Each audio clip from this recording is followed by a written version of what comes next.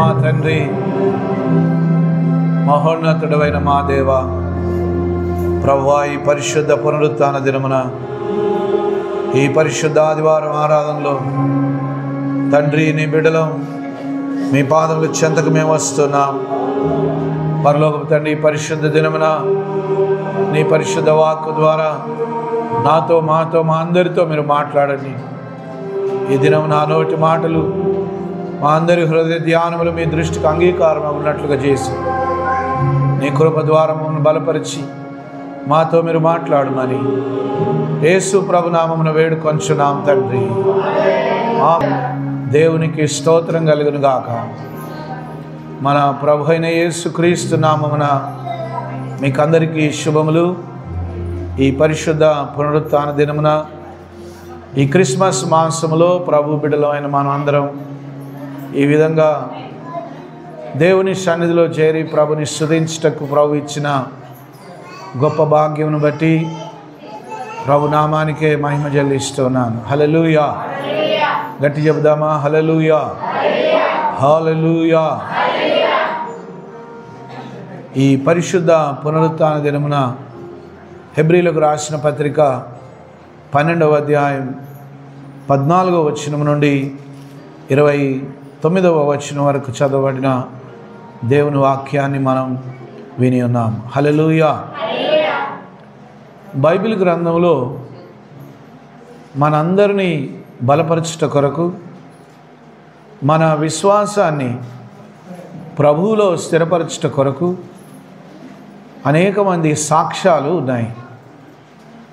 అయితే వాళ్ళు దేవుని యొక్క ఆత్మశక్తి ద్వారా ఆశీర్వదింపబడ్డారు, దీవించబడ్డారు. అయితే వారు కష్టాలు అనుభవించలేదా అంటే, వాళ్ళు కూడా ఎన్నో కష్టాలు పడి దేవుని చేత ఆశీర్వదింపబడి ఉన్నత స్థితిలోకి ఎదిగారు. హల్లెలూయా. లోకములో మీకు శ్రమ కలుగును, అయితే నేను లోకమును జయించి ఉన్నానని ప్రభు చెప్పాడు. హల్లెలూయా. లోకములో శ్రమ వస్తుంది, నిందలేస్తారు, యేసు ప్రభుని ఎందుకు నమ్ముకున్నామంటారు, లేకపోతే మన దేవుడు కాదంటారు, మన కులం కాదంటారు, ఇంకేదో. ఇదంతా కేవలం అపవాది, దుష్టుడైన అపవాది దేవుని యొక్క కార్యాలను చెడగొట్టుటకే వాడు సృష్టింపబడ్డాడు గనక, ఎవరైతే సత్య మార్గమును ఎన్నుకొని జీవంగల దేవుని మార్గంలో నడవాలని ఆశపడతారో వాళ్ళనే చెడగొట్టి తప్పుడు మార్గంలో నడిపించాలని అపవాది ఎల్లప్పుడూ, అనగా దుష్టుడైన సాతాను ఎల్లప్పుడూ వాడు ప్రయత్నం చేస్తున్నాడు. హల్లెలూయా. దేవుని పరిశుద్ధమైన వాక్యంలో ఉన్నట్టుగా ఆయన యందు విశ్వాసం ఉంచి ఆయన మీదనే ఆధారపడి, మరియు బైబిల్లో ఉన్న గొప్ప సాక్షి సమూహాన్ని మనం ఆధారంగా సాదృశ్యంగా చేసుకొని ప్రతి విషయాన్ని దేవుని చేతకు అప్పగించి విశ్వాసంతో ప్రభుని నమ్ముకొని ప్రతి విధమైన పాపమును, సులువుగా చిక్కుల పెట్టే పాపమును, ప్రతి విధమైన భారమును విడిచిపెట్టి విశ్వాసమునకు కర్తయు దానిని కొనసాగించువాడైన యేసు వైపు చూచుచూ ముందుకు సాగిపోవాలి. హల్లెలూయా. ముందుకు సాగిపోవాలి కానీ వెనుకకు తిరిగి చూడకూడదు. హల్లెలూయా. దేవుడు సొదొమ గొమొర్రాను నాశనం చేస్తా, ఎందుకంటే వాళ్ళ క్రియలు నాకు నచ్చలేదని దేవుడని సొదొమ గొమొర్రాను నాశనం చేసేటప్పుడు లోతును, తన భార్యను, పిల్లల్ని, కుటుంబం అంతటిని మీరు వెనుదిరిగి చూడకుండా వెళ్ళిపోండి అని చెప్పాడు. హల్లెలూయా. అప్పుడు లోకాంశతో ఉన్నటువంటి లోతు భార్య, అయ్యో నా ఇల్లు ఏమైపోయిందో, నా ఇంటి దగ్గర నా సామాను ఏమైపోయిందో, నా నా డబ్బులు ఏమైపోయినాయో, నేను సంపాదించిన ఇల్లు, నేను కట్టుకున్న ఇల్లు, నా ఆస్తి ఏమైపోయిందో, అగ్ని గంధకాల్లో కాలిపోతుంటే ఎలా కాలిపోతుందో ఒకసారి చూద్దామని లోతు భార్య వెనకకు తిరిగి చూసిందట. హల్లెలూయా. లోతు భార్య వెనకకు తిరిగి చూస్తే ఆమె ఉప్పు స్తంభం అయిపోయిందని వాక్యంలో ఉంది. హల్లెలూయా. నిజంగా ఇజ్రాయెల్ వెళ్ళిన వారు ఇప్పటికీ చెప్తున్నారు, ఇప్పటికి కూడా అక్కడ ఆ ఉప్పు స్తంభం అట్లనే ఉందట, సాక్షిగా ఉందట. హల్లెలూయా. అంటే దేవుణ్ణి నమ్ముకొని వెనుకకు తిరిగి చూస్తే ఇంకా నశించిపోవడమే తప్ప వేరే మార్గం లేదు. హల్లెలూయా. దేవుని యొద్దకు వచ్చి ఆయన నమ్ముకొని ఆయనను విడిచిపెట్టి నశించిపోయిన వారు ఎందరో ఉన్నారు. హల్లెలూయా. విశ్వాస జీవితంలో దేవుని వాక్యానుసారంగా మనం జీవిస్తుంటే తప్పకుండా అనేకమైన శోధనలు రావచ్చు, కష్టాలు రావచ్చు, అనారోగ్యం రావచ్చు, ఇబ్బంది కలగవచ్చు, ఏదైనా సంభవించవచ్చు. అయితే వాటన్నిటి నుండి మనల్ని విడిపించువాడు ప్రభువే. లోకంలో ఉన్న దుష్టుడైన అపవాదిని, పాపమును, సాతాను క్రియలను జయించుటకు మన శక్తి చాలదు.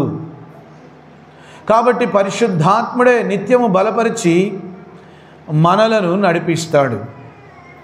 ఎవరైతే మనసారా ఆయనను వేడుకుంటారో, ఎవరైతే ఆయన మీద ఆధారపడి ఉంటారో, ఎవరైతే ఆయనను మాత్రమే నమ్ముకొని నువ్వే నాకు సహాయం చేయమని ఆయన మీద నమ్మకం పెట్టుకుంటారో తప్పకుండా వారికి సహాయం చేస్తాడు. ఎవరైతే దేవుని మీద విశ్వాసం లేకుండా నిర్లక్ష్యంగా ఉంటారో వాళ్ళు తప్పకుండా దూరం అయిపోతారు, పడిపోతారు, లోతు భార్య వలె నశించిపోతారు. వెనుదిరిగి చూసిన వారికి దేవుని రాజ్యంలో స్థలం లేదు. హల్లెలూయా. వెనుదిరిగి చూసే అవసరం రాదు. ఒకవేళ వచ్చినా నిన్ను నీవే ధైర్యపరుచుకొని దేవుని వాక్యాన్ని నమ్మి ఆయన మీద ఆధారపడి ఆయన మీద విశ్వాసంతో ముందుకు సాగిపోవాలే కానీ వెనుదిరిగి చూడొద్దు. హల్లెలూయా. హల్లెలూయా. హల్లెలూయా. హల్లెలూయా. హల్లెలూయా. హల్లెలూయా. హల్లెలూయా. హెబ్రీలకు రాసిన పత్రిక 12వ అధ్యాయం 14వ వచనం. అందరితో సమాధానమును పరిశుద్ధతయు కలిగి ఉండుటకు ప్రయత్నించుడి. హల్లెలూయా. భూమి మీద నీకు ఎవరైనా శత్రువులు ఉన్నారా? మీ ఇంటి పక్కన వాళ్ళు కానీ, మీ ఇంటి ఎదురుంగోళ్ళు కానీ, మీ బంధువుల్లో కానీ ఎవరైనా శత్రువులు ఉంటే నువ్వు పరలోక రాజ్యం చూడలేవు. ఇది తెలుసుకో. ఈరోజు ఎవరినైనా నువ్వు శత్రువుగా భావించుకుంటున్నావా? ప్రభు అన్నాడు, నీ శత్రువులను సహా నువ్వు ప్రేమించాలి. మిమ్మలను ప్రేమించే వారినే మీరు ప్రేమించినట్లయితే మీకు ఏమి ప్రయోజనము? మిమ్మల్ని ప్రేమించిన వారినే మీరు ప్రేమిస్తే లోకస్తులు కూడా అట్లనే చేస్తారు కదా. అలాగూ కాకుండా మిమ్మలను ద్వేషించు వారిని ప్రేమించండి. మిమ్మలను దూషించి మీకు వ్యతిరేకంగా మాట్లాడే వాళ్ళ కొరకు ప్రార్థన చేయండి. వాళ్ళు నశించిపోవాలని నువ్వు ప్రార్థన చేయొద్దు. వాళ్ళు మారుమనసు పొంది రక్షణ పొందాలని ప్రార్థన చేయాలి. దేవుని వాక్యంలో చాలా స్పష్టంగా రాయబడి ఉంది, అందరితో సమాధానం. హల్లెలూయా. కొందరితో కాదు, నీకు నచ్చిన వాళ్ళతోని మాత్రమే కాదు. వాళ్ళతోని మనకేం అవసరం లే అని ఎవరిని కూడా నువ్వు ఒక శత్రువుగా భావిస్తే నీవు నరకానికి పోతావు. హల్లెలూయా. నువ్వు ఎక్కడికి పోతావు? ఎవ్వరితో కూడా నీకు శత్రుత్వం ఉండకూడదు. ఒకే ఒక్కడు మన శత్రువు, వాడే సాతాను. హల్లెలూయా. సాతాను పని ఏంది? మనకు మనశ్శాంతి లేకుండా చేయడం, ఆరోగ్యంగా ఉండకుండా చేయాలని చూడడం, నిరుత్సాహపరచడం, బలహీనపరచడం, అనారోగ్యానికి గురి చేయడం, కష్టాల్లో ఇబ్బందుల్లో పడవేయాలని ప్రయత్నించడం. అపవాదికి ఉన్న పనే అది. కానీ ఎంతసేపు అయితే నువ్వు దేవుని చేతిలో ఉంటావో, ఎంతసేపు అయితే నీలో పరిశుద్ధాత్ముడు కార్యం చేస్తుంటాడో, దుష్టుడైన అపవాది నిన్ను జయించలేడు.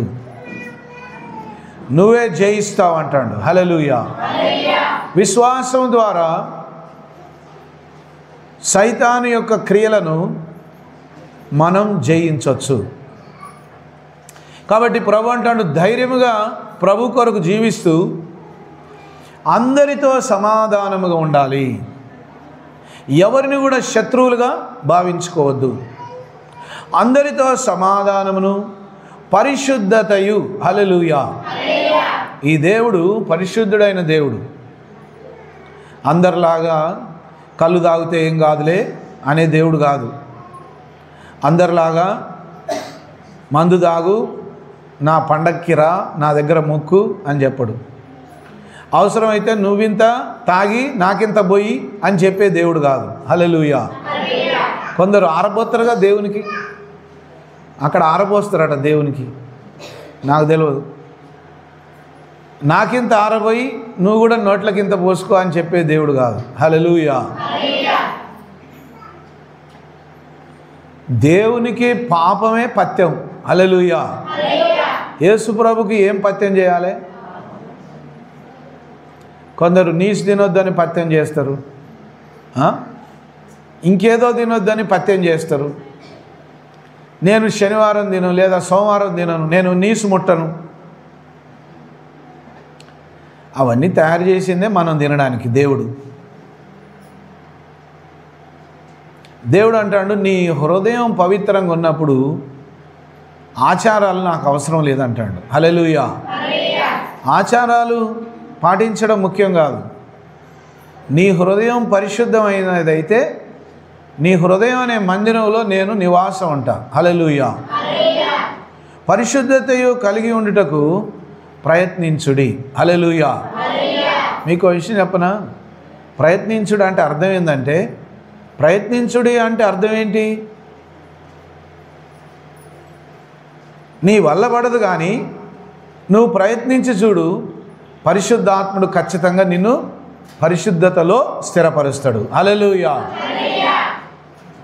పాపంలో పడిపోకుండా, సైతాను మాయలో పడిపోకుండా నిన్ను పరిశుద్ధతలో స్థిరపరచువాడు ప్రభువే. హల్లెలూయా. హల్లెలూయా. ఎందుకంటే, అందరు చెప్పండి, ఎందుకంటే పరిశుద్ధత లేకుండా ఎవడును ప్రభుని చూడడు. హల్లెలూయా. ప్రభువుని నువ్వు కలుసుకోవాలంటే, ప్రభు నీ ప్రార్థన వినాలంటే, ఆయన నీతో మాట్లాడాలంటే, నీలో పరిశుద్ధత ఉంటేనే నీతో ఆయన మాట్లాడతాడు. హల్లెలూయా. హృదయ శుద్ధి గలవారు ధన్యులు, వారు దేవుణ్ణి చూచెదరు. హల్లెలూయా. దేవుణ్ణి చూడాలంటే, దేవుని కలుసుకోవాలంటే, దేవునితో మాట్లాడాలంటే నీ హృదయం శుద్ధమైనదై పవిత్రమైనదై ఉంటే ఆయన తప్పకుండా నీతో మాట్లాడతాడు. హల్లెలూయా. హల్లెలూయా. హల్లెలూయా. పరిశుద్ధత లేకుండా ఎవడునూ ప్రభుని చూడడు. మీలో ఎవడైనను దేవుని కృపను పొందకుండా తప్పిపోవునేమో అనియు చేదైన వేరు ఏదైనా మొలిచి కలవరపరచుట వలన అనేకులు అపవిత్రులైపోవుదురేమో అనియు ఒక పూట కూటి కొరకు తన జ్యేష్ఠత్వపు హక్కును అమ్మివేసిన ఏశావు వంటి భ్రష్టుడైనను వ్యభిచారి అయినను ఉండునేమో అనియు జాగ్రత్తగా చూచుకొనుడి. హల్లెలూయా. బైబిల్లో ఉన్న ఒకని సాక్ష్యం చెప్తాండి ఇక్కడ. ఎవరి సాక్ష్యం అంటే ఏశావు సాక్ష్యం. ఏశావుకు ఎల్లప్పుడూ లోక చింతన ముఖ్యం. తిండి, డబ్బు, ఆస్తి, పాపం చేయడం, లోకంలో జీవించడం, లోకాశలు ఇవన్నీ చాలా ముఖ్యమైనవి ఏశావుకు. కానీ యాకోబుకు గుడారాల్లో ఉంటూ నిత్యము దేవుని మీద భయభక్తులు కలిగి ఉన్నాడు. అయితే ఏశావు ఒకరోజు వేటకు పోయి రాగానే బాగా ఆకలి మీద ఉండి తన తమ్ముడైన యాకోబుని నాకు అన్నం పెట్టమని అడిగాడట. హల్లెలూయా. అప్పుడు ఇదే అవకాశం దొరికిందని యాకోబు తెలివిగా అన్నాడట, నీ జ్యేష్ఠత్వము నాకిస్తే. హల్లెలూయా. ఇప్పుడు కొందరు పాటిస్తున్నారు, కొందరు పాటించట్లేదు. కానీ పురాతన కాలంలో ఇంటికి పెద్దవాడై ఉంటే వాని కొరకు ప్రత్యేకమైన ఆస్తి ఉండేది. హల్లెలూయా. అందరితో సమానంగా కాకుండా ఇంటికి పెద్దవానికి ప్రత్యేకమైన జ్యేష్ఠ భాగం ఉండేది. అప్పుడు ఏశావు వచ్చి, తమ్ముడా నాకు ఆకలి అవుతుందంటే, అప్పుడు యాకోబు ఏమన్నాడంటే, నీ జ్యేష్ఠత్వపు హక్కును, నీ జ్యేష్ఠత్వపు భాగమును నాకు ఇస్తే నేను నీకు ఒక పూట భోజనం పెడతా అన్నట్టుగా అనగానే నాకు ఆకలి అయ్యి నా ప్రాణం పోయేటట్టే ఉన్నది. ఆ జ్యేష్ఠత్వం ఎవరికి కావాలి? నువ్వే తీసుకో, నాకు అన్నం పెట్టని ఒక్క పూట భోజనం కొరకు. అమ్మా, ఎన్ని పూటల భోజనం?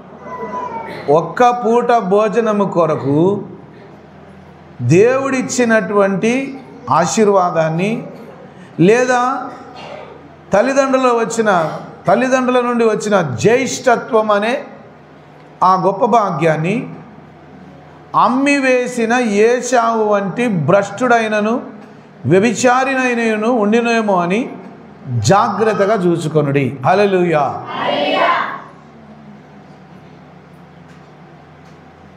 కాబట్టి దేవుడు నీకు ఇచ్చినటువంటి రక్షణ భాగ్యాన్ని ఏదో ఒక పాపము కొరకు అమ్మివేసుకోకు. ఏదో ఒక చెడు అలవాటు కొరకు దేవుడిచ్చిన రక్షణ భాగ్యాన్ని సైతానుకు అమ్మేయకు. సైతానుకు నిన్ను పట్టుకునేటువంటి అవకాశం ఎప్పుడు దొరుకుతుందంటే, నువ్వు ఏదైనా ఒక పాపము చేసినప్పుడు. అది సిగరెటే కావచ్చు, అది మత్తుమందు తాగడమే కావచ్చు, అది వ్యభిచారమే కావచ్చు, అది బూతులు ఆడడమే కావచ్చు, ఎవరినైనా మోసం చేయడం కావచ్చు. ఏదైనా ఒక పాపంలో పడేస్తే వాడు నీ ఇంటికి రాగలుగుతాడట. హల్లెలూయా. సైతాను నీ ఇంటికి ఎప్పుడు రాగలుగుతాడట? ఏదైనా ఒక పాపంలో నిన్ను పడేస్తే నీ ఇంటికి రాగలుగుతాడట. నీ ఇంటికి రానియకుండా సైతాను నువ్వు ఓడించాలంటే పాపము లేని పరిశుద్ధ జీవితం నీలో ప్రభువు చూడాలి. హల్లెలూయా. నీ సాక్ష్యం లేదా నీ మాటలు లేదా నీ కుటుంబం దేవుని నమ్ముకోవడం, ప్రతి ఆదివారం దేవుని మందిరానికి రావడం, నువ్వు ఉపవాసం ఉండి ప్రార్థన చేయడం, ప్రతిరోజు దేవునికి ప్రార్థన చేయడం, వీటన్నిటికంటే శ్రేష్టమైనది ఏంటంటే పాపము లేని పరిశుద్ధ జీవితం. హల్లెలూయా. పాపము లేని పరిశుద్ధ జీవితం జీవించకుండా నువ్వు ఎన్ని ప్రార్థనలు చేసినా, ఎన్ని ఉపవాసాలు ఉన్నా, ఎన్ని మార్లు దేవుని మందిరానికి వచ్చినా అవన్నీ కూడా వ్యర్థమైపోవచ్చు. హల్లెలూయా. హల్లెలూయా. అందుకే ఏశావుని అంటాడు భ్రష్టుడా. ఏశావు ఎవరట? భ్రష్టుడైపోయిందట. దేవుని కృపను, దేవుని ఆశీర్వాదాన్ని, దేవుని అభిషేకాన్ని, దేవుని యొక్క కృపను పొందుకోకుండా లోకంలో లోక ఆశల్లో పడిపోయి భ్రష్టుడైపోయిందట. కానీ భూమి మీద ఇప్పటి వరకు ఏశావు యొక్క సంతతి గురించి ఎక్కడ కూడా సాక్ష్యం లేదు. కానీ యాకోబు దేవునితో పోరాడి పట్టుదలతో ప్రార్థన చేసుకొని ఇజ్రాయేలుగా మారిపోయినప్పుడు భూమి మీద ఇప్పుడు ఇజ్రాయేలును దేవుడు బాగా ఆశీర్వదిస్తాడు. ఎందుకంటే దేవుడు వాగ్దానం ఇచ్చాడు, దేవుడు ఆశీర్వదించాడు, దేవుడు కృప చూపించాడు. యాకోబు కూడా దైవ చిత్తానుసారంగా తన హృదయాన్ని దేవునికి ఇచ్చాడు. హల్లెలూయా. హల్లెలూయా, హల్లెలూయా. ఏశావు ఆ తర్వాత ఆశీర్వాదము పొందగోరి కన్నీళ్లు విడుచుచు దానికోసరము శ్రద్ధతో వెతికినను మారు మనసు పొంద అవకాశము దొరకక విసర్జింపబడనని మీరెరుగుదురు. హల్లెలూయా. దేవుడిచ్చే ఆశీర్వాదాన్ని, జ్యేష్ఠత్వపు హక్కును పోగొట్టుకున్నాక మళ్ళీ ఆశీర్వాదం కోరుకున్నాడట. అరే, నేను అనుకోలేదు, తిండే ముఖ్యం అనుకున్నా, డబ్బే ముఖ్యం అనుకున్నా, ఆస్తే ముఖ్యం అనుకున్నా, గొప్ప పేరే ముఖ్యం అనుకున్నా. దేవుని కొరకు జీవించడం అంటే ఏముందిలే, మా నాయన నమ్ముకున్నాడు, మేము కూడా నమ్ముకున్నాంలే, మేము కూడా దేవుని బిడ్డలే, అట్లయినంత మాత్రాన నా పనులు వదిలేసి మందిరానికి రావాలన్నా, నేను నా పనులు వదిలేసి డబ్బు సంపాదించుకోకుండా ఊరికనే వచ్చి ఆడ కూర్చోవాలన్నా, లేకపోతే దేవుని మాట వినాలన్నా, దేవుని మాటకు లోబడాలన్నా? అదంతా అవసరం లేదులే, నాకు డబ్బే ముఖ్యం, నాకు లోకమే ముఖ్యం, నాకు ఆస్తే ముఖ్యం, నాకు సంపాదనే ముఖ్యం, ఈ కుటుంబ భారమే ముఖ్యం, ఇహలోక ఆశలే ముఖ్యం అని కోరుకొని పరుగులెత్తిపోయిండట ఏశావు. తరువాత హల్లెలూయా, ఇక్కడ రాయబడి ఉంది, తరువాత ఆశీర్వాదము పొందగోరెను గాని. హల్లెలూయా. ఆశీర్వాదం పొందగోరి కన్నీళ్లు విడిచిండట. హల్లెలూయా. ఎంత ఏడిస్తేందిగా ప్రయోజనం లేకపోయింది. మంచిగా ఉన్నప్పుడే కన్నీటి అనుభవం కలిగి ఉంటే ఎంత బాగుండు. మంచిగా ఉన్నప్పుడే కన్నీటితో దేవుని హత్తుకొని జీవిస్తే ఎంత బాగుండు. అన్నీ పోగొట్టుకున్నాక, దేవుడిచ్చిన అర్హతను పోగొట్టుకున్నాక, రక్షణను పాడు చేసుకున్నాక, ఆశీర్వాదము పొందగోరి కన్నీళ్లు విడిచుచు దానికోసం శ్రద్ధగా వెతికినను. హల్లెలూయా. ఏదో ఒక అపాయం జరిగినప్పుడు, ఏదో ఒక కష్టం వచ్చినప్పుడు, ఏదో ఒక రోగం వచ్చినప్పుడు, ఏదో ఒక దుఃఖం కలిగినప్పుడు, ఏదో ఒక శ్రమ వచ్చినప్పుడు, మరణ పడక వచ్చినప్పుడు, చచ్చిపోయే స్థితికి వచ్చినప్పుడు, అప్పుడు ఎక్కడ లేని కన్నీళ్ళు వస్తున్నాయట. అప్పుడు ఎక్కడ లేని శ్రద్ధ వస్తుందట. దేవుడా దేవుడా దేవుడా అని ఎంత శ్రద్ధ పెట్టినా కూడా మారు మనసు పొంద అవకాశము దొరకక విసర్జింపబడనని మీరెరుగుదురు. హల్లెలూయా. మళ్ళా దేవుడు చెరదీయలేదట, మళ్ళా దగ్గరికి రాలేకపోయిండట, మళ్ళా దేవుడిచ్చే ఆశీర్వాదం పొందుకోలేకపోయిండు. ఎంత ఏడ్చినా, ఎంత మొరపెట్టినా ఆశీర్వాదం అనేది యాకోబుకు వచ్చేసింది. ఇజ్రాయేలుగా మారిపోయాడు. భూలోకం అంతటికీ ఆశీర్వాదకరమైన దేశంగా, చిన్న దేశమైనా కూడా దేవుని చేత దీవించబడితే అది ఉన్నత స్థితిలో ఉంటుంది. హల్లెలూయా. కాబట్టి మీరు కూడా, దేవుని బిడ్డలైనటువంటి మీరు కూడా, మీలో ఎవడైనను దేవుని కృపను పొందకుండా తప్పిపోవునేమో అనియు చేదైన వేరు ఏదైనా మొలిచి. హల్లెలూయా. ఏం వేరు అంటాడు? ఏదైనా చేదు చెట్టు ఉంటే మనం ఉంచుతామా? పనికిరాదు అనుకుంటాం. మంచిగా పండ్లు పండుతుందేమో, తీయగుంటేమో దాని పండ్లు అనుకొని వేస్తే అదేమైందట? చేదుగా ఉందట. హల్లెలూయా, హల్లెలూయా. ఒకసారి అంగడిలో అమ్మేటోడు మోసం చేశాడు. మునక్కాయలు అమ్ముతారు కదా, మునక్కాయ చారు పెట్టుకుంటే చాలా బాగుంటుంది. అయితే రోడ్డు మీద కూడా చాలా కనబడుతూ ఉంటాయి మునక్కాయలు వేలాడుతూ, కానీ అవి చేదు మునక్కాయలు. ఆ మునక్కాయలు తెలిసి అంగడిలో ఒకడు అమ్మితే అవి తీసుకొచ్చి సాంబార్లో వేస్తే తిన్న బిడ్డలు చూసి, చేదుగా ఉన్నదయ్యా, ఇది ఘోరంగా ఉందని. ఒకసారి నేను కూడా రుచి చూస్తే కటిక చేదు ఉన్నది. కారణం ఏంటంటే మునక్కాయ చేదుది, అది పనికిరాదు, దాన్ని ఎవరు తినరు. ఒకడు మోసగాడు అంగడిలో తెచ్చి అమ్మాడు. తెలవక అందరూ కొనుక్కొచ్చుకున్నారు. ఇంకా ఎందరు కొనుక్కున్నారో అట్లా.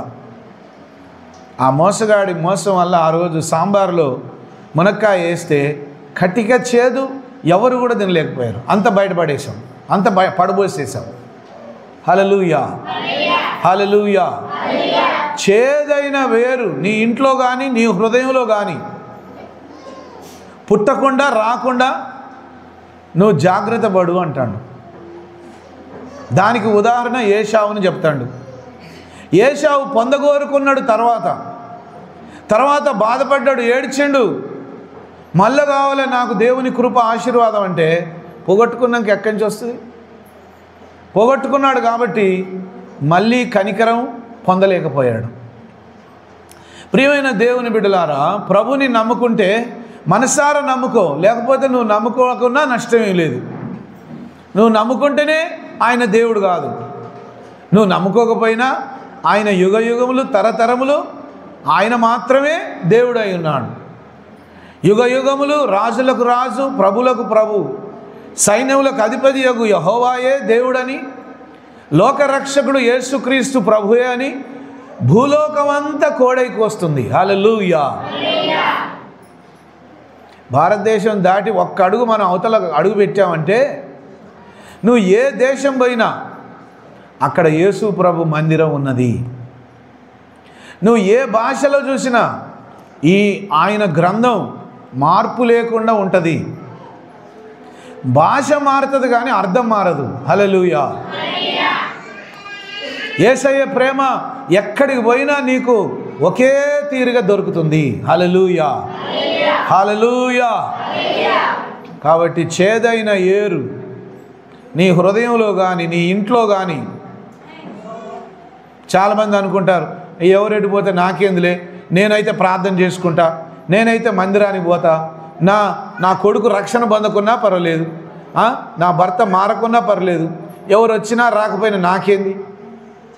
లేదు లేదు, నీ విశ్వాస జీవితాన్ని బట్టి నీ ఇంటోళ్ళను నువ్వు రక్షించుకోవచ్చు అని వాక్యంలో ఉంది. నీ మాదిరికరమైన జీవితం ద్వారా, నీ మాట ద్వారా, నీ క్రియల ద్వారా, నీ ప్రవర్తన ద్వారా నీ ఇంటోళ్ళను నువ్వు రక్షించుకోవచ్చు. ఎందుకంటే ఇంట్లో అనవసరమైన గొడవలు జరగకుండా, మనశ్శాంతి లేకుండా, చిక్కులు బాధలు శ్రమలు రాకుండా ఉండాలంటే ఇంట్లో ఉన్న వాళ్ళు అందరూ రక్షణ పొంది ఉంటే మరీ మంచిది. ఇంట్లో ఉన్న వాళ్ళు అందరు రక్షణ పొందకపోతే వెలుగుకు చీకటికి కొట్లాట అవుతుంది, గొడవలు అవుతాయి. వెలుగు చీకటి కొట్లాడుకుంటాయి, అప్పుడు ఇంట్లో మనశ్శాంతి ఉండదు. కాబట్టి వెలుగు చీకటికి పోరాటం జరుగుతుంది. ఇంట్లో ఉన్న వాళ్ళందరూ వెలుగులో ఉంటే ఆ ఇంటిని అపవాది జయించలేడు, చేదైన వేరు ఆ ఇంట్లో పుట్టదు. హల్లెలూయా. స్పృశించి తెలుసుకొనదగినట్టు 18వ వచనం. స్పృశించి తెలుసుకొనదగినట్టు మండుచున్నట్టు కొండకును, అగ్నికిని, కారుమేఘమునకును, గాఢాంధకారమునకు, తుఫానుకును, బూరధ్వనికిని, మాటల ధ్వనికిని మీరు వచ్చి ఉండలేదు. హల్లెలూయా.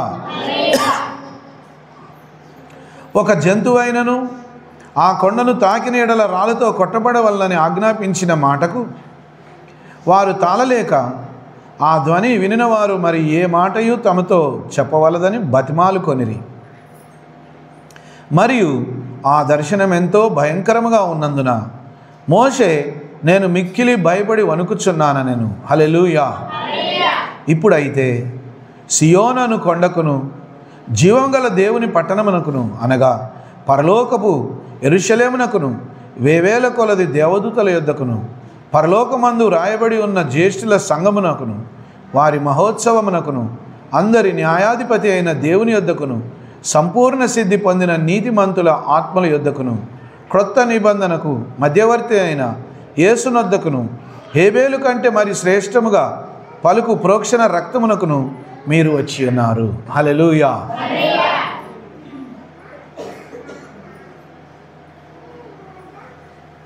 పాత నిబంధన కాలంలో ఎవరైనా పాపం చేస్తే వాళ్లకు వెంటనే శిక్ష వచ్చేది. ఎటువంటి శిక్ష అంటే వెంటనే దేవుని ఉగ్రత వచ్చి చచ్చిపోవడమా, లేకపోతే కుష్ఠరోగం వచ్చుడా? వెంటనే శాపం వచ్చిందంటే కుష్ఠరోగం వచ్చేది. శాపం. ఎలీషా గెహాజీకి శాపం పెట్టిండు. శాపం పెట్టగానే వెంటనే వానికి కుష్ఠరోగం వచ్చింది. పాత నిబంధన కాలంలో శాపం అనేది బాగా పనిచేసింది. దేవుడు కూడా దేవుని మాటకు లోబడనల్లని వారిని వెంటనే శిక్షించారు. వెంటనే వాళ్ళు నాశనం అయిపోయారు. ఇప్పుడు మీరు అట్లా భయపడే అవసరం లేదు. ఇప్పుడు అట్లా భయపడే అవసరం లేదు. ఎందుకంటే యేసుక్రీస్తు నీ కొరకు చిందించిన పవిత్రమైన రక్తము ద్వారా నీకు రక్షణ వచ్చింది. హల్లెలూయా, హల్లెలూయా. యేసుక్రీస్తు ప్రభు రక్తము ద్వారా నీకు రక్షణ వచ్చింది. ఇప్పుడు నువ్వేమి శిక్షింపబడవు, నువ్వేమి కూడా శాపం పొందుకోవు. ఏ శాపం, ఏ తెగులు నీ ఇంటికి రాదు. ఎవరు కూడా నిన్ను ఏమీ చేయలేరు. ఎందుకంటే యేసు రక్తము ద్వారా రక్షణ వచ్చింది. అందుకే మళ్ళొక్కసారి చదువుతా, జాగ్రత్తగా వినండి. స్పృశించి తెలుసుకొనగోరి తగ్గినట్టు మండుచున్నట్టు కొండకును, అగ్నికిని కారుమేఘమునకును గాఢాంధకారమునకును తుఫానుకును బూరధ్వనికిని మాటల ధ్వనికిని మీరు వచ్చి ఉండలేదు. హల్లెలూయా. అంటే మనం ఇప్పుడు రక్షణ పొందింది ఏదో దేవుడు భయపెట్టిస్తాడనియా? దయ్యాలు భూతాలు అయితే నాకు అర్పించే అర్పణ అర్పించకపోతే నీ పశువులను మింగేస్తా, నీ తోట నాగం చేస్తా, లేకపోతే నీ పిల్లల్ని మింగేస్తా. దయ్యాలు భయపెట్టి బలులు కోరుతాయి. దయ్యాలు ఏం చేస్తాడమ్మా? భయపెట్టి నాకు బలి అర్పించాలి, నాకు బలి ఇస్తేనే మీ జోలికి నేను రాను, నాకు పండగ చేయాలి, నాకు పండగ చేస్తేనే నేను మిమ్మల్ని ఏమనను. పాపం చాలామంది భయంతో భక్తి చేస్తారు. హల్లెలూయా. ఇది ప్రేమతో కూడుకున్న భయం. హల్లెలూయా. ప్రేమతో కూడుకున్న భయం అంటే అర్థం ఏంటి? వామ్మో, నా యేసయ్య లేకపోతే నేను బతకగలనా? భయం. అమ్మో, నా దేవుడు, నా తండ్రి నా కొరకు సిలువలో ప్రాణం పెట్టిండు, రక్తం గార్చిండు, ఎంత ప్రేమ చూపించిండు. నా కష్టాల్లో, నా బాధలో, నా ఇబ్బందిలో, నా శ్రమలో, నా ఈ వేదనలో నన్ను ఆదుకున్నాడు. కష్టాల్లో, బాధలో ఉంటే, అనారోగ్యంతో ఉంటే, అప్పుల్లో ఉంటే, శ్రమలో ఉంటే, దుఃఖంలో ఉంటే యేసు ప్రభు నా తండ్రి నన్ను కనికరించాడు, నా మీద దయ చూపించాడు. అమ్మో, ఆ చక్కని తండ్రిని నేను ఎట్లా వదిలిపెట్టుకుంటా అని ఆ భయంతో నమ్ముకోవాలి. హల్లెలూయా. నమ్ముకోకపోతే శాపం వస్తుందేమో, నమ్ముకోకపోతే చెడిపోతామేమో, వదిలేసిపోతే ఆగమైపోతాం అంటే నీ క్రియలను బట్టి అది జరుగుతుంది. కానీ దేవుడు నిన్ను శపించడు. నన్ను నమ్ముకోకుండా వెనకకు పోయినావు కాబట్టి నువ్వు నాశనం అయిపోదుగా కానీ దేవుడు చెప్పడు. ఆయనను నమ్ముకోకుండా నువ్వు వదిలేసిపోతే ఆయన వేసిన అగ్ని కంచె ఆయనే తీసుకుంటాడు. యేసు రక్తంలో ఉన్న శక్తి నీ మీద పని చేయకపోగా దురాత్మలు బట్టి, దయ్యాలు బట్టి, మంత్రశక్తులు బట్టి నాశనం అయిపోతారు. దేవుణ్ణి వదిలిపెట్టిన వాళ్ళని దేవుడు ఎప్పుడు నాశనం చేయడు. మళ్ళా ఆ బిడ్డ నా దగ్గరికి ఎప్పుడు వస్తాడా అని ఎదురు చూస్తాడు. ఎందుకంటే ఆయన ప్రేమ గలవాడు. హల్లెలూయా, హల్లెలూయా, హల్లెలూయా, హల్లెలూయా, హల్లెలూయా. ఒక జంతువైనను ఆ కొండను తాకినేడల రాళ్ళతో కొట్టబడవాలని ఆజ్ఞాపించిన మాటకు వారు తాళలేక ఆ ధ్వని వినని వారు మరి ఏ మాటయో తమతో చెప్పవలదని బతిమాలుకొనిరి. హల్లెలూయా. ఒకరోజు మోషేతో దేవుడు అన్నాడు, నేను సినాయి పర్వతం మీదకి దిగి రాబోతున్నా, ఆ పర్వతం దగ్గరికి ఎవరు రావద్దు, ఫస్ట్ దాన్ని ఎవరు ముట్టుకోవద్దు, నా పరిశుద్ధత చెడిపోతుంది కాబట్టి పర్వతం దగ్గరికి ఎవరు రావద్దు, అందరూ బట్టలు ఉతుకోవాలి, స్నానం చేసుకోవాలి, అందరూ పవిత్రంగా ఉండాలి. ఒక జంతువు కూడా, అంటే నువ్వు సాదుకునే జంతువు కూడా. అప్పుడు ఇశ్రాయేలీయులు ఏం చేశారు? ఆ రోజు ప్రభు దిగి వస్తాడని ఎక్కడ జంతువులను అక్కడ వాళ్ళు దొడ్లలో తోలుకున్నారు, కట్టేసుకున్నారు. ఎందుకు? అక్కడికి పోతే అది చచ్చిపోతుంది. దేవుడు అంత ఉగ్రుడై అంత అగ్నివలే ఉన్నాడని అందరూ భయపడి భయంతో నమ్ముకున్నారట. గజగజ వణుక్కుంటూ నమ్ముకున్నారట. ఆయన ఆకాశం నుండి సీనాయి కొండ మీద దిగిరాగానే అది మొత్తం అగ్ని చేత కాలిపోయిందట. ఇప్పటికి కూడా ఆ సీనాయి కొండ మీద ఆకాశం నుండి శాటిలైట్ మీద నుంచి ఫోటో తీస్తే కాలిపోయిన మసి బొగ్గు అక్కడ కనబడుతుంది. హల్లెలూయా. దేవుడు అట్లా దిగి వస్తే అట్లా జరిగింది. దేవుడు దిగి రాగానే ఆ పర్వతం అంతా కదిలిపోయిందట. భూకంపం వచ్చింది. ఆ ఉరుములకు, ఆ ధ్వనికి ప్రజలందరూ భయపడి దూరంగా పారిపోయారట. అప్పుడు మోషేతో అన్నారట, ఓ అట్లా దిగొస్తే మేమేడ తట్టుకుంటాం, ఏమొద్దులే కానీ నీతో మాట్లాడమను, నువ్వు ఏం చెప్తావు అదే వింటాం, కానీ గిట్ల దిగొస్తే మేము చచ్చిపోతాం. భయపడిపోయారట. అట్లా ఇప్పుడు మీరు దేవుని దగ్గర రాలేదంటాడు. హల్లెలూయా. బెదిరిత్తనో, కష్టపెడతానో, హింస పెడతానో, శాపం పెడతానో నమ్ముకోలేను. ఆయన ప్రేమకు తట్టుకోలేక నమ్ముకున్నావు. హల్లెలూయా. నేనెందుకు నమ్ముకున్నా తెలుసా? ఆయన ప్రేమ, ఆయన చూపించిన ప్రేమకు తట్టుకోలేక, అబ్బా ఇంత చక్కని దేవుడు ఎక్కడ దొరుకుతాడు, ఇంత ప్రేమగల ప్రభు, ఇంత చక్కని దేవుడు ఎక్కడ దొరుకుతాడని నమ్ముకున్నా. లేకపోతే నాకు శాపం వస్తుందో, నమ్ముకోకపోతే నాశనం అయిపోతానో, ఏమని అంటాడో, శాపం పెడతాడో, నాశనం చేస్తాడో కాదు. అట్లా కాదు నమ్ముకుంది. నా కొరకు త్యాగం చేశాడు, నా కొరకు ప్రాణం పెట్టాడు, నా కొరకు ప్రేమ చూపించాడు. అందుకే నేను నమ్ముకున్నా. అందుకే నేను నమ్ముకున్నా. హల్లెలూయా, హల్లెలూయా, హల్లెలూయా.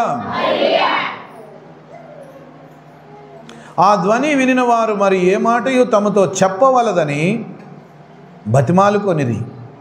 మరియు ఆ దర్శనమెంతో భయంకరముగా ఉన్నందున మోషే, నేను మిక్కిలి భయపడి వణుకుచున్నాను. నేను ఇప్పుడైతే, హల్లెలూయా, అందరు చెప్పండి, ఇప్పుడైతే. ఎప్పుడట? ఇప్పుడు ఈ కాలంలో, గతించిపోయిన కాలంలో కాదు. గతించిపోయిన కాలంలో దేవుని ఉగ్రతకు నాశనం అయిపోయారు. దేవుని ఉగ్రతకు నాశనం అయిపోయారు. దేవుడు పెట్టిన శాపానికి, తెగులుకి, దుఃఖంతో, వేదనతో శ్రమల పాలైపోయారు. ఎందుకు? వాళ్ళు చెప్పిన మాట వినకపోతే అలా జరిగింది. ఇప్పుడైతే సియోనను కొండకును జీవము గల దేవుని పట్టణమునకును, అనగా పరలోకపు యెరూషలేమునకును, వేవేల కొలది దేవదూతల యొద్దకును, పరలోకమందు రాయబడిన జ్యేష్ఠుల సంగమునకును, వారి మహోత్సవమునకును, అందరి న్యాయాధిపతి అయిన దేవుని యొద్దకును, సంపూర్ణ సిద్ధి పొందిన నీతిమంతుల ఆత్మల యొద్దకును, క్రొత్త నిబంధనకు మధ్యవర్తి అయిన యేసునొద్దకును, హేబేలు కంటే మరి శ్రేష్టముగా పలుకు ప్రోక్షణ రక్తమునకును మీరు వచ్చి ఉన్నారు. హల్లెలూయా. ఇంత మర్మం ఉన్నది యేసు రక్తంలో. యేసు రక్తం నిన్ను రక్షించిందంటే ఆ జీవం గల దేవుని రక్తం నీ కొరకు చిందింపబడింది. ఎందుకంటే ప్రేమ చేత. నువ్వు నశించిపోవాలని కాదు, నువ్వు శాపగ్రస్తం అయిపోవాలి కానీ కాదు, లోకంలో ఉన్న దరిద్రం అంతా నీ మీదకే రావాలని కాదు. ఆయనే నిన్ను ధనవంతునిగా, ధనవంతురాలుగా మార్చడానికి లోకంలో ఉన్న దరిద్రం అంతా ఆయన అనుభవించిండట. ఇప్పుడు ఆయన నమ్ముకున్నా నువ్వు దరిద్రంలో ఉండడానికి వీల్లేదు, ఉండవు కూడా. మనసారా నమ్ముకుంటే నీ దరిద్రం అంతా పోతుంది, నీ పేదరికం అంతా పోతాయి, నీ కష్టాలన్నీ పోతాయి, నీ రోగాలన్నీ పోతాయి. యేసు రక్తంలో ఉన్న శక్తి అటువంటిది. హల్లెలూయా, హల్లెలూయా, హల్లెలూయా, హల్లెలూయా, హల్లెలూయా. సంగమునకును. హల్లెలూయా. ఇప్పుడు ఎక్కడున్నాం మనం అంతా? దేవుని యొక్క సంఘంలో ఉన్నాం. ఆటో వాళ్ళ యూనియన్ సంఘం కాదు ఇది, బస్సు వాళ్ళ యూనియన్ సంఘం కాదు, ఏదో కులం సంఘం, ఏదో మతం సంఘం కాదు ఇది. ఈ సంఘం యేసు రక్తం చేత కడగబడి పవిత్రపరిచిన పవిత్రమైన దేవుని సంఘం. హల్లెలూయా. ఈ పవిత్రమైన సంఘంలో సంఘ సభ్యులుగా ఉండడానికి దేవుడు నీకు నాకు మనందరికీ కృప చూపించాడు. హల్లెలూయా.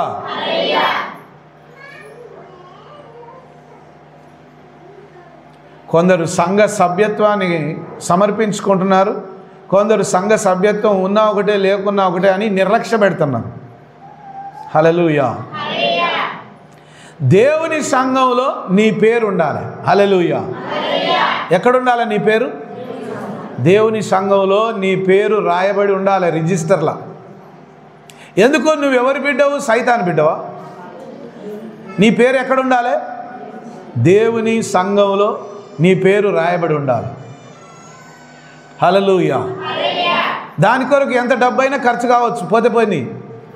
నీ దశమ భాగం ఇవ్వచ్చు, నీ ప్రథమ ఫలం ఇవ్వచ్చు, నీ సంఘ సభ్యత్వ కానుక ఇవ్వచ్చు. నువ్వు ఎన్ని డబ్బులు ఖర్చు పెట్టినా ఈ గొప్ప భాగ్యం నీకు రాదు. పరలోకమందు జీవ గ్రంథమందు నీ పేరు రాయబడి ఉన్నది. హల్లెలూయా. నువ్వు ఎన్ని డబ్బులు ఇచ్చినా, ఎన్ని కానుకలు ఇచ్చినా ఆయన రుణం నువ్వు తీర్చుకోలేవు. కాబట్టి ఇంత గొప్ప రక్షణ భాగ్యాన్ని నిర్లక్ష్యం చేయకండి అని ప్రభు చెప్పుచున్నాడు. హల్లెలూయా, హల్లెలూయా. మీకు బుద్ధి చెప్పుచున్న వానిని నిరాకరింపకుండునట్లు చూచుకొనుడి. హల్లెలూయా. ఎవరికైనా బుద్ధి చెప్పబోతే కోపం వస్తుంది, అవునా కదా? ఎవరికైనా బుద్ధి, ఇంట్లో పిల్లలకి బుద్ధి చెప్పబోయినావు అనుకో, అట్లెందుకు చేస్తున్నావు, ఇట్లెందుకు చేస్తున్నావు, అటెందుకు పోతున్నావు, ఇటెందుకు పోతున్నావు, ఊకే సెల్లుతో ఎందుకు ఆడుకుంటున్నావు, చదువుకోక ఏం చేస్తున్నావు, బడికి పోవా, ఇవన్నీ ప్రశ్నలు వేస్తే పిల్లలకి ఏమవుతుంది? కోపం వస్తుంది. నేను చదువుకొని పో, అసలు నేను ఇంటికే రాను పోని వాడు ఇంటికి పోయి సాయంత్రం వస్తాడు, ఏడాడ తిరిగొస్తాడు. లాస్ట్కు ఇల్లే గతి కదా. వేరే ఇంటికి పోతాడా? చీకటైతే వేరే ఇంటికి పోతే వాడిని రానిస్తారా? మళ్ళీ తండ్రి ఇంటికి రావాల్సిందేగా. అలిగి కొట్లాడిపోయినంత మాత్రాన మళ్ళీ ఇంటికి రావాల్సిందేగా. ఇది కూడా అంతే. దేవుని ఇల్లు వదిలిపెట్టి పోతే దేవుని కృపకు పాత్రలం కాలేము. ఏశావు తర్వాత పొందుకుందాం అనుకున్నాడు, కానీ వాడి వల్ల కాలేదట.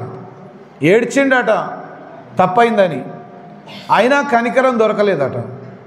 ఇప్పుడు అనట్లే దేవుడు, ఇప్పుడైతే మళ్ళా తిరిగి రమ్మని పిలుస్తాడు. హల్లెలూయా. పోగొట్టుకున్నటువంటి గొప్ప భాగ్యాన్ని నిర్లక్ష్య పెట్టినటువంటి వారిని మరలా నా యొద్దకు రా. ఎందుకు? యేసు రక్తం, దాంట్లో పవర్ ఉంది కాబట్టి ఆ పవర్ఫుల్ యేసయ్య రక్తం పడిపోయిన నిన్ను లేవనెత్తగలదు. హల్లెలూయా. దుష్ట శక్తి చేత పీడింపబడి దూరం అయిపోయిన నిన్ను యేసు రక్తం మళ్ళా తిరిగి కృపచేత బలపరచగలదు. హల్లెలూయా.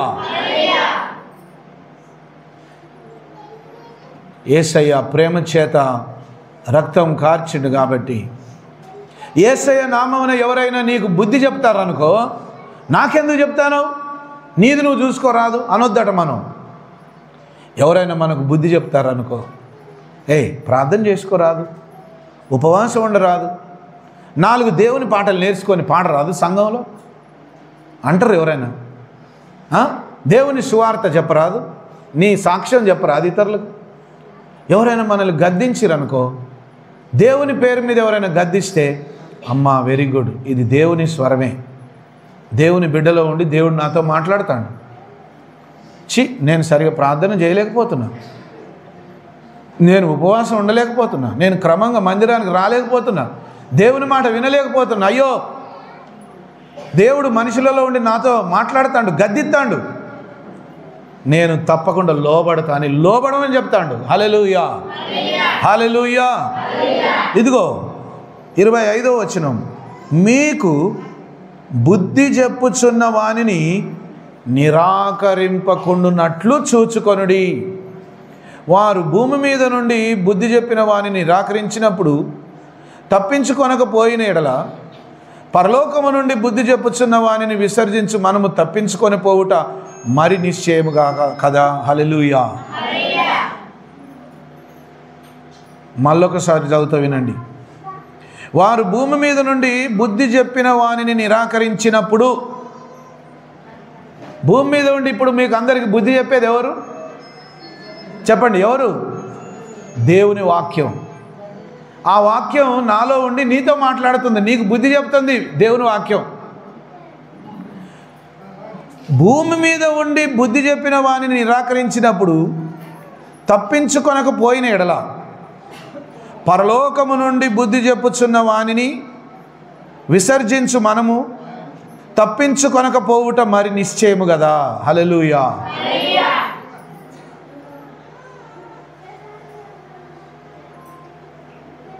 మోషే కూడా ఇశ్రాయేలులకు చాలాసార్లు బుద్ధి చెప్పిండు, కానీ వాళ్ళు ఆయన మాటను త్రోసివేశారు. చాలామంది దైవ సేవకుడు చెప్పిన మాట విని త్రోసేస్తారు.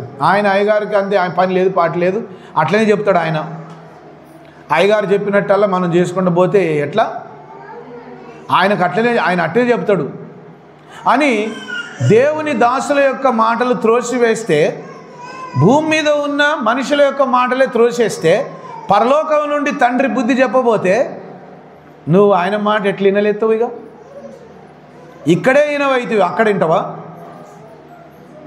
హల్లెలూయా. అప్పుడు ఆయన శబ్దము భూమిని చలింపజేసెను, కానీ ఇప్పుడు నేను ఇంకొకసారి భూమిని మాత్రమే కాక ఆకాశమును కూడా కంపింపజేతును అని మాట ఇచ్చి ఉన్నాడు. ఇంకొకసారి అను మాట బడవిని నిలకడగా ఉండు నిమిత్తము అని సృష్టింపబడినవన్నట్టు చలింపజేయబడినవి బొత్తిగా తీసివేయబడునని అర్థమిచ్చుచున్నది. హల్లెలూయా, హల్లెలూయా, హల్లెలూయా, హల్లెలూయా, హల్లెలూయా. ఇది ఒక గొప్ప మర్మం. భూమిని చలింపజేసిన వాడు ఒకరోజు వచ్చినప్పుడు ఆకాశాన్ని కూడా చలింపజేస్తాడట. ఆ రోజు వస్తుందట. అదే దేవుని యొక్క రాకడ సమయం. ఆ రాకడ వచ్చినప్పుడు ఆకాశం భూమి మొత్తం చలించిపోతాయి, నశించిపోతాయి. అప్పుడు ఎవరు తప్పించుకోలేరట. అందుకే ఇప్పుడే భయంతో భక్తితో దేవుని మాట చొప్పున జీవించాలని అందరినీ పిలుస్తున్నాడు దేవుడు. హల్లెలూయా, హల్లెలూయా. ఇంకొకసారి అను మాట చలింపజేయబడనివి నిలకడగా ఉండు నిమిత్తము అవి సృష్టింపబడినవన్నట్టు చలింపబడజేయబడినవి బొత్తిగా తీసివేయబడినని అర్థమిచ్చుచున్నది. హల్లెలూయా. అందువలన మనము నిశ్చలమైన రాజ్యమును పొంది, హల్లెలూయా. నిశ్చలమైన అంటే చలనం లేని, కదిలిపోదు. ఇక పరలోక పట్టణాన్ని ఎవరు కదిలియలేరు. భూమి కదిలిపోతుంది, ఆకాశం కదిలిపోతుంది, ఈ లోకం అంతా నశించిపోబోతుంది. ఏది కూడా శాశ్వతంగా ఉండదు. ఇక్కడ నువ్వేం పట్టుకొని రావు, ఏం తీసుకొని పోవు. చాలామందికి ఎక్కడ లేని రంది, ఎక్కడ లేని దుఃఖం, సమస్యలను బట్టి కొందరికి నిద్ర కూడా పట్టదు. దేవుడు అంటాడు, నీ సమస్యలు నీ అంతటా నువ్వు తీర్చుకోవడం నీ వల్ల కాదు. నా మీద ఆధారపడి, నా మీద విశ్వాసం ఉంచి, నాకు నమ్మకంగా ప్రార్థన చేసి, నా మాటకు నువ్వు లోబడి జీవిస్తూ క్రమంగా ఉంటే నీ సమస్యలన్నిటి నుండి నిన్ను గట్టెక్కిస్తా అంటాడు. హల్లెలూయా, హల్లెలూయా, హల్లెలూయా, హల్లెలూయా. ప్రతి విధమైన సమస్యల నుండి విడిపించువాడు ప్రభువే అని మనసారా ఆయననే నమ్ముకో. హల్లెలూయా, హల్లెలూయా, హల్లెలూయా, హల్లెలూయా. అందువలన మనము నిశ్చలమైన రాజ్యమును పొంది దైవ కృప కలిగి ఉందము. ఆ కృప కలిగి వినయ భయభక్తులతో దేవునికి ప్రీతికరమైన సేవ చేయుదము. ఏలయనగా మన దేవుడు దహించు అగ్ని అయి ఉన్నాడు. హల్లెలూయా. ఎందుకు దేవునికి సేవ చేయాలి? దైవ సేవకుడు అంటే దేవుని సేవ చేసేటోళ్ళే సేవకులు కాదు, మీరందరూ కూడా సేవకులే. ఎందుకు మీరు సేవకులు అంటే దేవుని మీద భయం భక్తి కలిగి మీరు దేవుని సేవ చేస్తారు. హల్లెలూయా. లోకంతో స్నేహం చేయకుండా దేవుని కొరకు నమ్మకమైన విశ్వాసిగా ఉండడమే దేవుని సేవ, ఆయనను సేవించడం. హల్లెలూయా. నమ్మకంగా దావీదు దేవుని సేవించాడు, అబ్రహాము దేవుని సేవించాడు, దానియేలు దేవుని సేవించాడు, యోసేపు దేవుని సేవించాడు. వాళ్ళందరూ పాస్టర్ల సేవకుల వాళ్ళంతా, కానీ దేవుని సేవించారు, దేవుని సేవకులుగా పిలువబడ్డారు. నువ్వు నేను మనందరం దేవుని యొక్క సేవకులం. ఆయన పద పరిచర్య చేయడానికే మనం ఉన్నాం. ఆయన నామమును అనేక ఆత్మలను రక్షించడానికే మనం అందరం ఏర్పరచబడ్డాం. ఏర్పరచబడిన వారు ఆయనకు ప్రీతికరమైన జీవితం కలిగి ఉండాలి. ఎందుకంటే మన దేవుడు దహించు అగ్ని అయి ఉన్నాడు. హల్లెలూయా. మన దేవుడు ఏమైనాడట అమ్మా? ఏమైనాడట? దహించు అగ్ని అంటే అగ్నిదేవుడు కాదు. అగ్నికి మొక్కేవు, మంటకు మొక్కేవు. మనుషులు తెలవక జ్ఞానం లేక వర్షాన్ని దేవుడే అంటారు, అగ్నిని దేవుడే అంటారు, సముద్రాన్ని దేవుడే అంటారు, ఆకాశాన్ని దేవుడే అంటారు, భూమిని దేవుడే అంటారు. దేవుడు సృష్టించినవన్నీ దేవుళ్ళే అనుకుంటున్నారు. దేవుడు అంటాడు లేదు లేదు, సృష్టికర్త పరలోక పట్టణమందు సింహాసనమందు ఆసీనుడై ఉన్నాడు. హల్లెలూయా. ఆయన డైరెక్ట్ కనబడడు. డైరెక్ట్ కనబడితే నువ్వు పురుగులాగా మాడిపోతావు. పురుగులాగా ఏమైపోతావు? మాడిపోతావు. కాబట్టి ఆయన స్వరం వినగలవు, ఆయన వాక్యం నీతో మాట్లాడుతుంది, కళల ద్వారా దేవుడు మాట్లాడతాడు, సేవకుల ద్వారా మాట్లాడతాడు, నీతోటి విశ్వాసిలో ఉండి మాట్లాడతాడు. ఏదో రీతిగా నీతో మాట్లాడాలనుకుంటే మాట్లాడతాడు, కానీ డైరెక్ట్గా నీ దగ్గరికి వచ్చి నీతో మాట్లాడితే నువ్వు ఉత్తగానే కాలిపోతావు. ఎందుకంటే ఆయన దహించు అగ్ని అయి ఉన్నాడు. హల్లెలూయా. కాబట్టి ప్రేమ చేత ఆయన నమ్ముకో. ఆ అగ్ని సాతాను కాల్చేస్తుంది కానీ నిన్ను కాలవదు. హల్లెలూయా. చాలామంది ప్రార్థన చేస్తారు, ప్రభువా నా జీవితాన్ని మండించు, నీ అగ్ని చేత నన్ను కాల్చు. అగ్ని వచ్చి కాలుస్తా అంటే అర్థం ఏంటి? కాల్చి చంపేస్తుందా అగ్ని?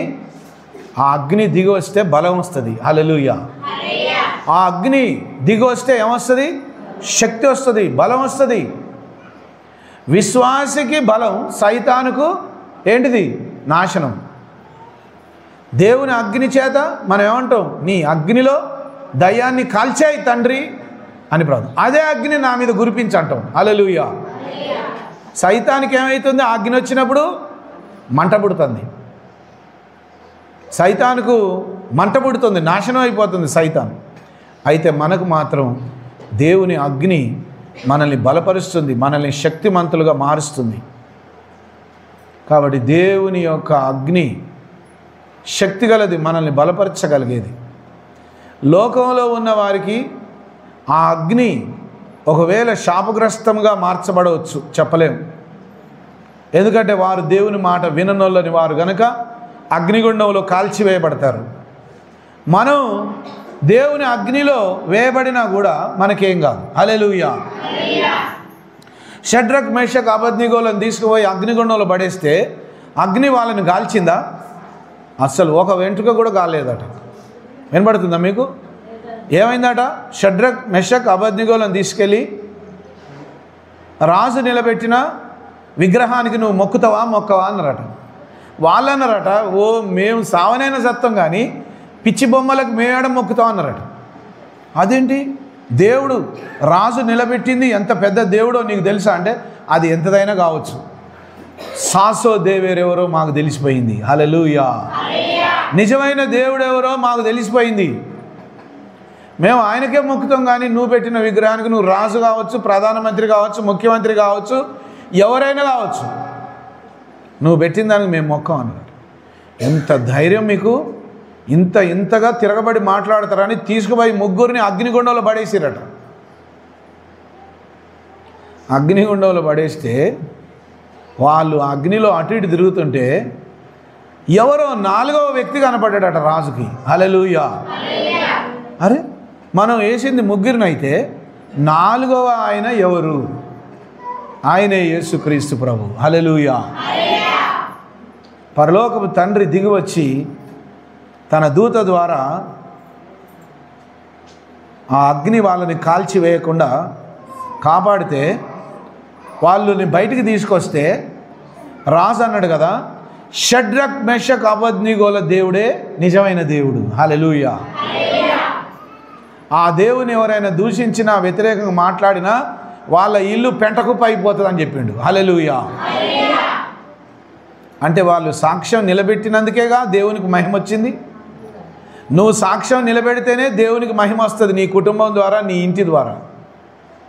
నీ సాక్ష్యం చెడిపోతే దేవుని సాక్ష్యం కూడా చెడిపోయినట్టు అక్కడ. నీ ఆత్మీయ జీవితం చెడిపోతే దేవుని కార్యాలు కూడా చెడిపోతాయి. కాబట్టి నీ సాక్ష్యం నిలబెట్టుకుంటే, నీ సాక్ష్యం చూసుకొని అనేకులు రక్షణ పొందుతారు, అనేకులు ప్రభు దగ్గరికి వస్తారు. కాబట్టి నీ రక్షణ కాపాడుకోవాలి, నీ సాక్ష్యం కాపాడుకోవాలి. ఆ దేవుని అగ్ని నిన్ను కాపాడుతుంది కానీ నిన్ను నాశనం చేయదు. దయ్యాలను, భూతాలను, మాంత్రిక శక్తులను, చేతబడి శక్తులను, అంధకార శక్తులను అదే అగ్ని కాల్చేస్తుంది. కానీ ఆ అగ్ని నిన్ను కాల్చదు, నిన్ను కాపాడుతుంది. హల్లెలూయా.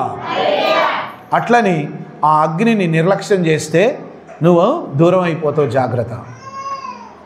కాబట్టి దేవుని మీద విశ్వాసంతో, నిరీక్షణతో ఆ ప్రేమగల తండ్రిని హత్తుకొని పరిశుద్ధమైన పవిత్రమైన రక్తం ఆయన మన కొరకు చిందించాడు గనుక ఆయన చేసిన త్యాగాన్ని గుర్తుపెట్టుకొని ఆ ప్రేమతో కూడిన భయంతో, భక్తితో నమ్మకమైన సాక్షులంగా మనం జీవించాలి. అటువంటి కృప ప్రభు ఎల్లప్పుడూ మనకు అనుగ్రహించును గాక. మోకరించండి, కళ్ళు మూసుకోండి, ప్రార్థన చేద్దాం. జీవంగల దేవా నీకు వందనాలు. హల్లెలూయా. స్తోత్రం తండ్రి. నాయనా నీకు వందనాలు. మహోన్నతుడా మీకు వందనాలు. సర్వశక్తిమంతుడా మీకు వందనాలు. సర్వాధికారి అయిన తండ్రి నీకు వందనాలు. పరిశుద్ధుడు అయిన మా దేవ, పరలోకపు తండ్రి, ఈ పరిశుద్ధ పునరుత్థాన దినమున నీ పరిశుద్ధ వాక్యం ద్వారా మాతో మాట్లాడినందుకు వందనాలు. ప్రభువా, మా నుండి నువ్వు ఎప్పుడు కూడా పరిశుద్ధ జీవితానికి ఆజ్ఞాపిస్తున్నావు. పరిశుద్ధత లేకపోతే నిన్ను మేము చూడలేకపోతాం అంటున్నది. కాబట్టి పరిశుద్ధ జీవితం మాకు దయచేయండి. నీ వాక్యానికి లోబడి, నీ చిత్తానికి లోబడి, నీ వాక్యానికి లోబడి మేము జీవించే భాగ్యం దయచేయండి. మీ వాక్యానికి విరుద్ధమైన చేదైన వేరు ఏదైనా మా ఇంట్లో కానీ మా హృదయంలో కానీ పుట్టకుండా నీతిగా, పరిశుద్ధంగా, వాక్యానుసారంగా నీ నామాన్ని ఘనపరిచే రీతిగా మా సాక్ష్యం కాపాడుకొని నమ్మకమైన సాక్షులంగా మేము జీవించే భాగ్యం మాకు దయచేసి మీరు మహిమ పొందమని యేసు ప్రభు నామమున వేడుకొనుచున్నాం తండ్రి. ఆమేన్, ఆమేన్, ఆమేన్. హల్లెలూయా.